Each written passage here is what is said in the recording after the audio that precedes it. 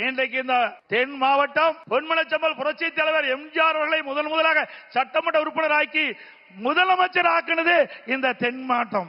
முதலாக இதே புரட்சி தலைவி அம்மா அவர்கள் போட்டியிட்டதும் தென் மாவட்டத்திலே தான். தென் மாவட்டத்தை பொறுத்தவரைக்கும் நம்முடைய இருபெரும் தலைவர்களுக்கு பக்கபலமாக இருக்கின்ற மக்கள் தென் மாவட்ட மக்கள். எனவே தென் மாவட்டத்தை பொறுத்தவரைக்கும் இன்றைக்கு தேசிய ஜனநாயக கூட்டணி பலம் பொருந்திய கூட்டணியாக அமைந்திருக்கு என்பதை இந்த நேரத்திலே தெரிவிக்க விரும்புகின்றேன்.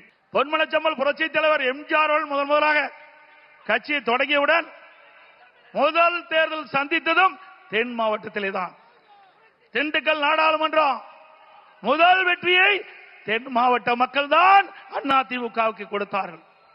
அதேபோல் நடைபெறுகின்ற சட்டமன்ற பொது தேர்தலையும் தேசிய ஜனநாயக கூட்டணிக்கு அதிக இடங்களிலே கொடுத்து அதிமுக ஆட்சி இருக்கும் தென் மாவட்ட மக்கள் துணை நிற்பார்கள்.